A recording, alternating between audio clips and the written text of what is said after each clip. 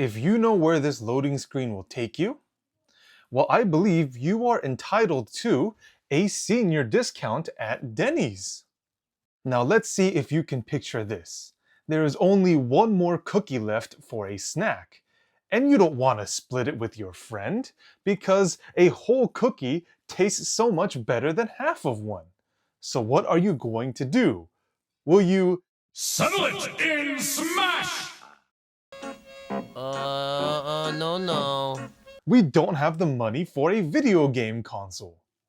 Then we need to fire up the computer and get on to Territory War. That's right, set the team sizes and the map and get ready to start lobbing grenades at each other for the biggest... As always, time for some context. And so to begin is that our Territory War Flash game series was first released by Afro-Ninja Productions in March 2006. And even though it was quoted to be a small project that blew up into a big one, initially just a platformer engine, is that once you do complete the game, with the main developer and founder of Afro-Ninja Productions, Shawn would also credit many other contributors, especially artists, who helped put together the environment and with even just very simple tracks, put together a very immersive game for many people at the time. And so with the popularity of the first game blowing up in Flash game websites like Armor Games and Newgrounds, is that the second release, Territory War Online, very conveniently abbreviated as TWO, released in July of 2008. And of course, as the name suggests, the main feature is that you do get to play against people online with servers powered by XGen Studios, in which you can face off against just about anyone across the known world. But with that, along with other features such as new weapons and maps, this game also increased in popularity for then the third and final installment, Territory War 3, abbreviated as TW3, to be released in December of 2012. And so with that, the servers back with XGen Studios would implement this game along with the largest selection of weapons to use in the game, as well as its main feature to have a map editor where different players can come together to make maps to play on just for fun. And so even though the Flash game era ended with the support of Adobe Flash ending in 2020, the main developer, Shawn continued on to become his own game developer with other releases like Soda Dungeon and his current project, Siny and Mino Against All Gods, in which the demo can be played on Steam today. Now let's get into the first game of the series of Territory War, abbreviated as TW, in which the game will throw you right into the metal-themed main menu, and you can see the three ways for you to play this game. First off being the single-player campaign, in which the game offers 10 different missions for you to progress through. Then we also have the challenges, in which it will test you different skills needed to play the game. Then lastly, we have the custom battles, if you're looking to set up your own way to play this game. But let's have a look at the first out of the 10 missions available, in which the game says, the first mission pits you in a 3v3 battle for control of the island. Last team standing wins. Once you have set the names of each of the 3 characters in your team, you will begin the first mission and you will see that the map is named the island, in which there are things like platforms and a nice hole at the center of the stage. Then to get started is that you will choose whether or not your character will begin to move or stay put for this part of your turn. And so as you can see, as you move, you will increase the movement bar until either you reach the maximum or you will stay and then choose which weapon you wish to use. Out of the different weapons that are available in this game, the one that you'll be using the most often will be the grenade, in that you get to decide where the angle and the power of your throw is going to be as you try hurling this explosive as close as possible to the enemy. Now, although there is no fall damage in the game, is that one thing to note is first, the grenade will always explode at the 4th bounce of it touching the ground, and then all the enemies or friendlies, if they're unfortunate enough, will be flung in all the different directions relative to the grenade explosion. Now, Something about that hole in the center of the map. As we stated, there is no fall damage, but if any character is sent down that hole, that would mean instant death. Given that this is the first mission, and for most people, the first map that they'll ever play on, is that I consider it to be a rite of passage for people to send down characters down that hole in the middle of the map. So whether it is intentional or unintentional, whether or not characters get flung down into their death, it does add a learning experience as for a quick way for someone to remove enemies off the map, or learning what it feels like for a grenade to explode a little bit too close to you, sending a character to its death immediately. With that out of the way, the turns will continue going back and forth as the game progresses, as you and your opponent will control one character each with the different weapons that are available. So now we can discuss the second weapon of choice, which is the gun option, in which you get to line up a shot and let one rip right into the enemy. Something to note is that there are no aids for you or different helpers to line up a shot, and you have to do so with the bare eye. Nonetheless, if you do manage to shoot your bullet, it will deal a maximum of about 50 damage, and so is best used as a means to execute an enemy nearby, in which you do not want to risk dealing damage to yourself by throwing a grenade that close. And so, if you do manage to line up the shot perfectly on an enemy that is low enough, a very satisfying will confirm that you have executed the enemy for the kill. Lastly, you have the option to kick your opponents with the boot option if they are close enough in range. Now, although this weapon does the least amount of damage, is that this weapon is very important if you're looking to send your opponents flying and usually to their death off the map, or to send them far enough away so that you can go back to hucking grenades at them without any worry about dealing damage to the friendly allies. And so, with those three options, you need to use them at the right timing and proper handling to deal with the three enemies in this first mission. So you've completed mission 1. Very nice! And now we can move on to mission 2, in which the game says, the CPU is back for a rematch on the island, but they brought an extra player with them this time. Hold on, a 3 versus 4? That's not fair. But as the wise words say, it do not matter. And so, although it might be a harder match for you, with you being outnumbered 3-4, fear not, as for us at LabCo Gaming, we are the most professional of gamers. And so this match shouldn't be too hard for you and easy to do, so long as you have a good spread of grenades and headshots. And so, the missions will continue, with taking you to different maps, notably with missions 3 and 4 taking place in the graveyard, then with missions 5 and 6 going to the Void, which to note is a very open map and should be quite easy for you to send your opponents flying to their untimely deaths off the map. Then with mission 7 to note specifically that it is very special, in which they set you up with only one character at the top of the hill and then one opponent on either side at the end of the base. And so this was obviously going to be a very good test of your skills with the grenades as you start flinging them down and trying to explode your opponents before they can take you out. Then going to the last set of missions of 9 and 10, it will then show you the Junkyard map, which is the largest and most intricate of all the maps in this game. Of course, with mission 10 being an absolute epic battle of a 6 versus 6 against you and the opponents, and then with that climactic battle finishing, the credits will roll, showing you all the people it took to make this game a reality. Not so bad. Once you return back to the campaign screen again, there is a mission 11? Bonus mission. This is a one-on-one match against none other than the red-headed cowboy himself. What could this be about? Well, the game will take you back again to the Junkyard map, and waiting for you on the other side is Chuck.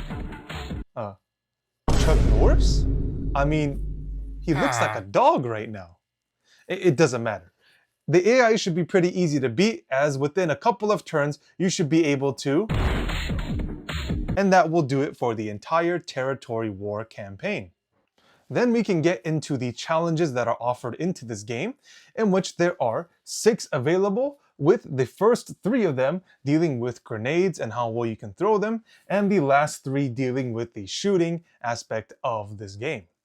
And so starting with challenge 1, the game says, this is the first level of grenade tossing. Just toss a grenade through all the rings on screen as fast as you can. Sounds simple enough. And although it might take an attempt or two for you to get your bearings of getting used to throwing a grenade at a specific spot on the screen, it shouldn't take too long for you to complete the first one. And would you look at that, it looks like you get a silver medal for completing this first challenge within 16 seconds. And so you move on to challenges 2 and 3, in which the rings get smaller and some of them even start moving. Good luck! Bruh. But then we can move on to challenges 4 through 6, in which you will then have to use the gun and start shooting at targets. Once more, the first one is there for you to get used to the bearings of you shooting at targets, and of course, missions 5 and 6 are then going to have small targets that move around. But once you complete all that, your screen might look something like this. Of course, not to be confused with what my screen looks like. Sorry, didn't mean to flex on you there. Now, something to note before we move on to talking about TWO and TW3 is that there are no computers for you to play against. Now, with the added complexity of destructive terrain and a whole slew of different weapons, is that Shawn himself said that, quote, "Writing an AI to play at even a basic level in that environment is way out of my league, at least for now. I'm hoping the ability to play real people makes up for not being able to play fake ones." This quote is from his blog at Afro-Ninja.com when commenting on the scope of TWO before its official release 2 months later. With that, we can now explore what TWO has to offer. And so right at the start with the intro, we can see that the graphics have been revamped, there are more weapons to use, and even more maps to play on. Territory War Online. And so, by setting up a game with 2 players, is that you can see that the game will set you up immediately with the movement of the first character. Now, the movement is still very similar to the first game, except with the fact that once you fill up the movement bar, the game will not force you to choose a weapon as it did with the first game. Instead, it still gives you a chance to reposition and backtrack if you so desire. Quite the nice quality of life update. But with that, we can move then into the weapons of the game, which, as you can see, are a lot more expansive than the first game. Of course, the first 2 being the grenade and rifle are more or less the same as the first game, but then moving on to the first unique weapon, the impact grenade, is that this grenade will explode the moment it comes in contact with the ground, instead of waiting for the bounces with the standard grenade. And so the game itself states that the impact has a smaller range than the regular grenade, but does higher damage. And so with that, this allows for players to kind of uniquely set up their playstyles to see where they want to use an impact grenade to deal more damage if they can confirm where that bomb is going. Then moving on to the rocket launcher is that you will fire a rocket in a straight line after aiming, and it does a very high amount of damage, in which the game states that the rocket will explode if they come in contact with a player, resulting in 80 damage. That, of course, being if the rocket hits the character directly. Now, of course, with this weapon being the most powerful in the game, is that to balance that, the game gives each team only 1 rocket to use in the entire battle, making the players decide whether or not they should use it to really turn the tide of the entire game.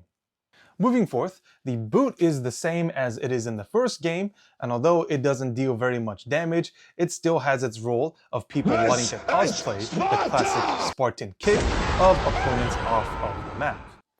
Then, of course, as a consequence of terrain being able to be destroyed with things like grenades and rockets, you have the option to build up walls and platforms to replace the terrain that has been removed. That was easy. Of course, with things like walls, you can give yourself cover from oncoming attacks, and platforms will give your player able to jump up and get higher ground above the opponents. It's over, Anakin! I have the high ground! Then lastly, we have the pickaxe as a possible melee weapon, and although it does not that much damage, is that it can be able to do about 35 damage to an opponent if it's close enough, and perhaps get rid of some of the terrain behind them if that is applicable. Then of course we still have the similar challenge mode that was available in the first game of TW, testing your skills with the grenades and the gun. Now of course I don't exactly mean to flex on you with what I can do on this mode. Lastly, let's talk about Territory War 3 or TW3, as this is the final installment and the full culmination of everything that Shawn Tanner has been updating so far. Territory War 3. And so we can get into the last iteration of the island map, which of course puts everything back together, as this was the map which laid the groundwork for this whole series. But moving into the weapons, we can definitely see we have a whole slew of everything put together for us to use in this game. Starting first, we have the grenade, in which, although it is still very similar to what we've been doing so far, is that in TW3, we have the added feature of being able to add a little bit of spin to that throw, meaning that with a forward spin, the grenade can move even further, allowing you to reach your enemies from a further distance. But something to note is that with the right amount of finesse, using backspin on the grenade will allow you to hit your target even though they're behind cover, as you manage to throw it ahead of them and it spins back to them, dealing the maximum amount of damage. And so moving forth, we then have the pistol showing up as the main gun weapon, in that instead of the rifle, you can then line up a shot normally as you would and land the right execution with a Headshot. if done so correctly. But something else to note is that the game will allow you to steady your aim, giving you more options to micromanage the exact angle of your shot with the shift key, allowing you to put it right there properly to hit your opponent on the head. Then next we have our first unique weapon of the mortar that shows up, in which you can line up a parabolic shot with the right power and angle, hitting your opponents from very far away. I mean, I'm sure we've seen this guy many times before, but nonetheless though, this is a very good way for you, again, to deal damage from a far range without using any other weapon. Then moving forth, we have the rocket launcher showing up again, this time in the form of a stereotypical RPG, in that the further away the enemies are, the less accurate the rocket is going to be as it starts to wiggle away from its intended trajectory because of the range factor. But of course, with the rocket launcher still being the most powerful weapon in the game, considering its damage and destructive capability, the game limits each team to only one rocket for the entire battle. Nonetheless though, we can move up to the boot, which is still similar to the previous ones, in which you can kick your opponents off the map most favorably and remove them from the game entirely. Then moving on, we actually have the build option, which is the merger of both the wall and platform of TWO, in the sense that you can angle the piece in which you're constructing to either be a wall or a platform depending on your situation. With that in mind, we can then have the teleporter option, in that you'll be throwing a grenade-like object, but in this case, at the first bounce, your player will then get teleported to that spot immediately. In which of course we can see that will be used in places such like you being in a sticky situation, or with you using this to your advantage to be able to reach up a high enough spot in which it can't be reached by simply jumping, and giving you a very big advantage spot over your opponents. Then moving forth, we have the sniper rifle weapon, which right at the start of selection you can see that you can aim a crosshair basically anywhere you want to, right at the opponent's head. Although this might seem extremely overpowered, one thing to note that people often forget is that the sniper rifle bullet itself leaves from the character in which they are using that weapon.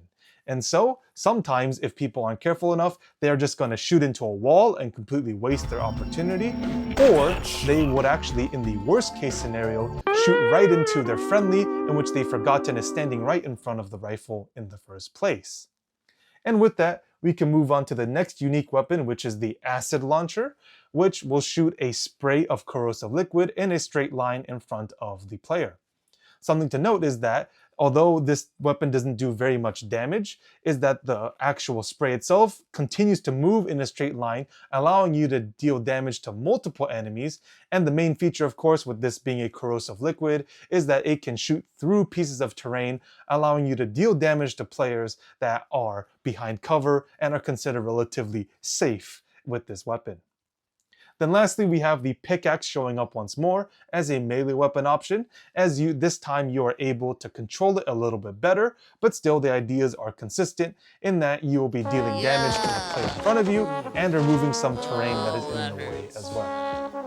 Then we can get into the most interesting part of TW3, in that it allowed players to go and make custom maps for themselves and their friends to see how battles will go with what they had in mind. Matt, isn't it wonderful? Not really. Now, a little historical tidbit on this is that there were community competitions back when there were many players on this game to come together and vote and see who had the most creative ideas and most interesting outcomes from their creative aspects of wanting to play this game. Sadly though, is that most of the features that were available in this game are no longer accessible with the shutdown of the XGen Studios servers for this game, as this is far too old and unfortunately there just aren't any more players on this. In any case though, I hope that you enjoyed having to look into this past here, in which I like to believe is a little bit of a reminder to how the people of the time in the early 2000s, like myself, were encouraged to think outside the box a little bit more with a game like this, of trying to eliminate your opponents down to the last man by any means necessary. Now for me, I do have memories of most often making myself look kind of dumb in front of my friends by trying to think a little bit too creatively with the ways of trying to eliminate them. But still, all of those memories come together in a nice way for me to see how well I can get those creative juices running in trying to solve myself out of a predicament in which I caused early in the game. And so with that, I hope you enjoyed this little peek in the past, and as always, I'll be streaming some of this in my Tuesdays and Thursday streams on Twitch, in which I might be doing things like speedruns going through the 10 missions of the first TW game. And with that, I hope to see you there, and as always, thank you for watching.